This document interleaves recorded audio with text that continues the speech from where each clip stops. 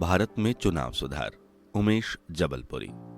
हमारा भारत दुनिया का सबसे बड़ा प्रजातांत्रिक लोकतांत्रिक गणराज्य है, जहां जनता के द्वारा जनता के लिए जनता से ही प्रतिनिधि चुने जाते हैं। इसलिए स्वतंत्र निष्पक्ष चुनाव आयोजित किए जाते हैं, जिसके लिए भारत के संविधान के अनुच्छेद 324 से 329 में चुनाव आयोग की स्थापना की गई है, जिसका कार्य चुनाव का पर्यवेक्षण, निर्देशन और नियंत्रण कर भारत में चुनाव संपन्न कराना है।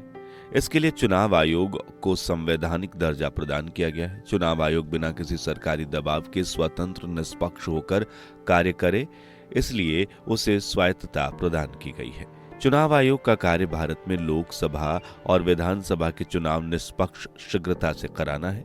इसके लिए चुनाव आयोग को संवैधानिक दर्जा प्रदान किया गया है। चुनाव आयोग बिना किसी सरकारी दबाव के स्वतंत्र निष्पक्ष होकर कार्य करे, इसलिए उसे स्वायत्तता प्रदान की गई है। चुनाव आयोग का कार्य भारत में लोकसभा और विधानसभा के चुनाव निष्पक्ष शीघ्रता से कराना है, इसलिए संपूर्ण भारत क्षेत्र में चुनाव कराना चुनाव आयोग के लिए गंभीर चुनौती है। कश्मीर से कन्याकुमारी तक फैला 120 करोड़ से ज्यादा भारतीयों वाला विशाल भारतीय क्षेत्र विभिन्न जाति, धर्म, भाषा के करोड़ों लोगों में बटा हुआ है। हर 4 कदम पर बोली और रहन सहन में परिवर्तन आ जाता है। जाति, धर्म, भाषा, वेशभूषा परिवर्तित हो जाती है। जहां पर एक समय एक ही जगह पर अनेक सामाजिक, आर्थिक, भौगोलिक असमानता देखने को मिलती है, ऐसे इंद्रधनुषीय विविधता वाले भारत देश में जहां गाय और सूअर के कटने पर लाखों लोग सांप्रदायिकता के नाम पर दंगे फसाद कर अपना गला कटवाने को तैयार हो जाते हैं, ऐसे संवेदनशील देश में जहां एक भगवान जो राम, रहीम, विक्टर के नाम पर हजारों देवी देवताओं, संत पुरुषों, महात्माओं, बाबा, बैरागियों में बटा हुआ है, वहां पर चुनाव आयोग के द्वारा स्वतंत्र, निष्पक्ष, निर्भीक चुनाव कराना विकट समस्या है। हमारे देश में सीधे जनता संवैधानिक मुखिया, प्रधानमंत्री, राष्ट्रपति, राज्यपाल को नहीं चुनती, बल्कि जनता के चुने हुए जनप्रतिनिधि उन्हें चुनते हैं। इस प्रकार जनता सीधे देश के मुख्य जनप्रतिनिधियों को नहीं चुनती, बल्कि देश के जो सर्वे सर्वा होते हैं उन्हें जनता के चुने जनप्रतिनिधि ही चुनते हैं। इस प्रकार हमारे देश में प्रतिनिधि लोकतंत्र अथवा अप्रत्यक्ष लोकतंत्र है, जहां पर जन भागीदारी के आधार पर सार्वजनिक मामलों में आम जन नागरिकों की सक्रिय भूमिका रहती है।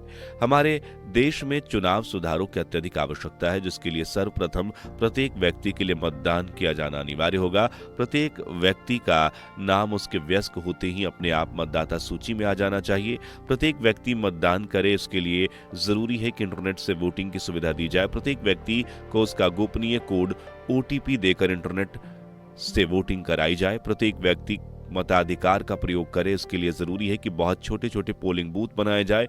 मोहल्ले मोहल्ले, गांव गांव 1000 की जनसंख्या पर एक पोलिंग बूथ बनाया जाए, ताकि लोगों को ज्यादा आवागमन पर खर्च ना करना पड़े और उनके व्यापार व्यवसाय कार्य में बाधा न पहुंचे।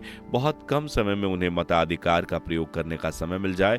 इसके लिए आवश्यक है कि चुनाव आयोग अपने नियंत्रण, निर्देशन, पर्यवेक्षण में स्वतंत्र, निष्पक्ष, निर्भीक, बेखौफ चुनाव संपन्न कराए। परंतु चुनाव आयोग के समक्ष चुनाव संपन्न कराते समय काले धन का प्रयोग, सरकारी तंत्र का दुरुपयोग, फर्जी मतदान, मतदाता सूची में हेरफेर, बलपूर्वक मतदान, धन बाहुबल के आधार पर वोटिंग आदि समस्याएं हैं, जिनका सामना चुनाव आयोग को करना पड़ता है। चुनाव आयोग को चुनाव के समय फर्जी वोटिंग रोकने के लिए अत्यधिक सैन्य बल की आवश्यकता पड़ती है, जो समय पर जनसंख्या के अनुपात के आधार पर प्राप्त नहीं हो पाते हैं, और इस कारण बाहुबल के आधार पर नेता लोग जनता को डरा धमकाकर बूथ कैप्चरिंग करके मतदाताओं को लोभ लालच देकर वोट की खरीद कर जबरदस्ती नोट और डंडे के आधार पर वोट अपने पक्ष में डलवाते हैं, जिसको रोकना अति आवश्यक है। इसके लिए जरूरी है कि जनता को संरक्षण प्रदान किया जाए, उन्हें पर्याप्त सैन्य बल प्रदान किया जाए। चुनावों में काले धन का अत्यधिक प्रयोग किया जाता है और निर्धारित सीमा से अधिक धन चुनाव में खर्च किया जाता है, जिसके कारण मतदाता प्रभावित होते हैं और दोषपूर्ण वोटिंग होती है। इसके लिए जरूरी है कि शासकीय खर्चे में चुनाव संपन्न कराए जाएं, सरकार द्वारा ही चुनाव साधन और सामग्री प्रदान की जाए। अति आधुनिक साधनों का प्रयोग चुनाव में किए जाएं। Internet, television, social networking site से चुनाव प्रचार की अनुमति दी जाए। चुनाव के समय सत्ताधारी दल के लोग सरकारी मशीनरी का दुरुपयोग करते हैं और शासकीय सेवक, सामग्री, साधन का उपयोग अपने पक्ष में वोट डलवाने के लिए करते